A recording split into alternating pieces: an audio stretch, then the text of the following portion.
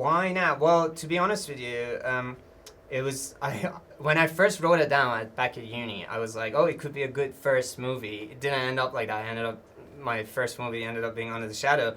But then after that, I went and looked back at my idea book, and I saw this, and I was like, this is a good one. And after these many years, I think now I'm ready to layer it a bit more, because it was a very simple idea at the start. And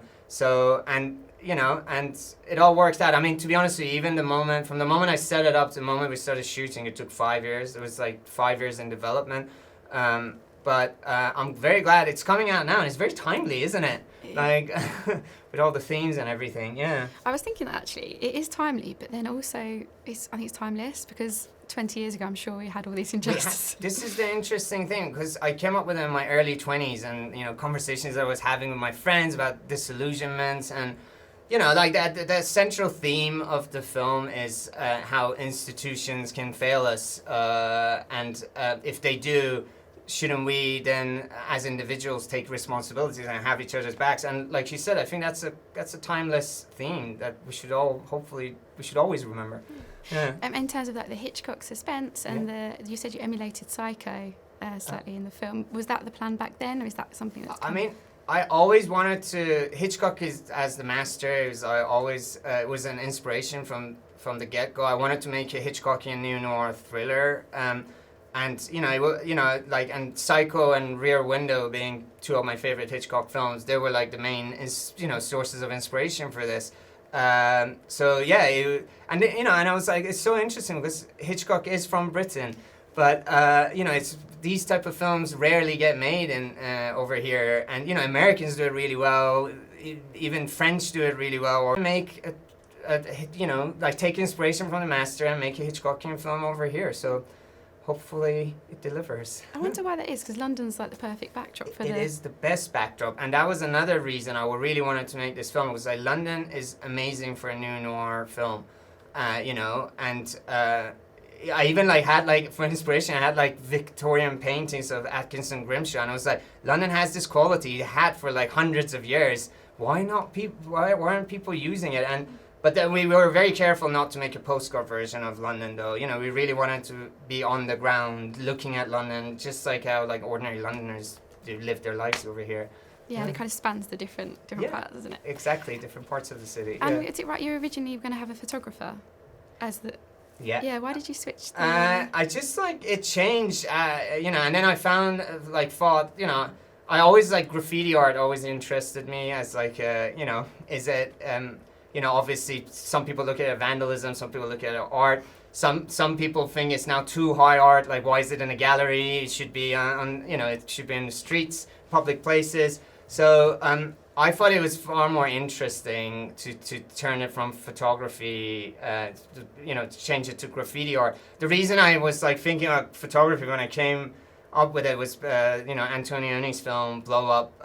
The main guy in it is a fashion photographer, and very loosely, the character of Toby, played by George, is very loosely inspired by Ed Hemmings, who played that actor. So that's why I think originally I thought photography, but I'm very glad he ended up being graffiti. Yeah, I can't imagine it the other way now. Yeah, exactly. No, I cannot. Yeah. And the casting, do you write with cast in mind? Did you approach them after the... casting is always interesting, especially because it takes so long to write a script. The characters you imagine in your head are what they look like. You keep changing as you're developing it. But from the moment I went out with the script to start the casting process, I knew George Mackay. I wanted it. I was been such a massive fan of George. I'm very blessed that he read it very quickly and said he's in. And Hugh Bonneville, he was I was very stubborn about having him doing this part because, obviously everyone mostly knows him from Downton, Paddington, his comedy roles. So I wanted to cast someone that people don't really expect to do such a role. And I personally think he delivers. He's wonderful in it, and he's wonderful to work with as well. What did he say when he read the script? Is it?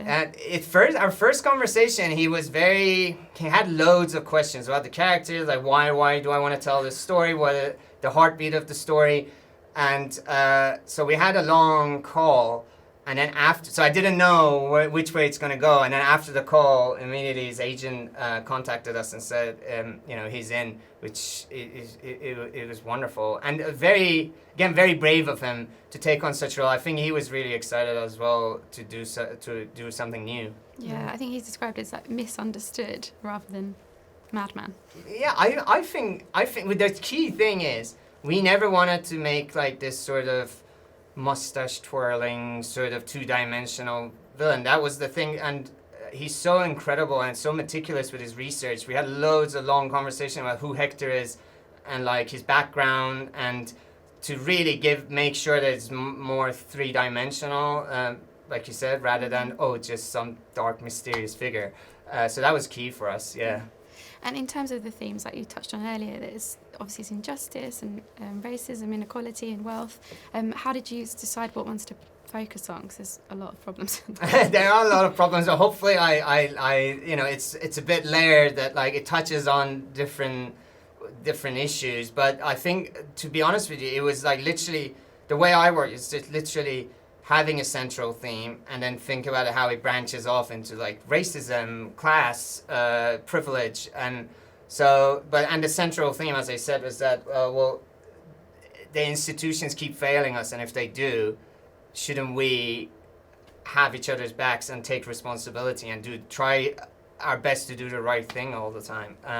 So using that as the trunk, then that allowed me to touch on different related sort of like themes, if that makes sense. Yeah, and it's interesting that it trickles down to family level. Yeah, because that's an institution, family, and if the big institutions fail us, shouldn't we like try to like hold on to our like smaller institutions? But sadly, even families or friendship groups fail us. So this is what I'm saying. It's just about individuals taking responsibilities and caring about one another, really.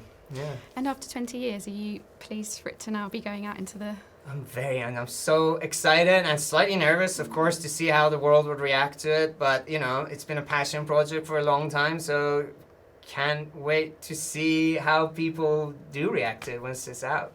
I wondered if after Under the Shadows, did that add an extra pressure once you'd got the Bafta and it's... Well, I always look at these type of things like Bafta, which are brilliant, like awards. It's like a pat on the shoulder and a encouragement. It should be that rather than like a distraction or feeling like unnecessary pressure. So I try to like stay true to what the story is. And my motto as a filmmaker is always like, make the films that you personally want to rush to the cinema and watch. Like which with every film I'm trying to do that. Like I'm cute. Like I always wonder, like if I see the trailer or the poster, would I go, oh, this is interesting, I want to see what it's about. So that's always like the motto for me. Yeah, and then to have it on Netflix as well. Yes. Double win. Yeah, exactly. Like can't wait for the world to see it.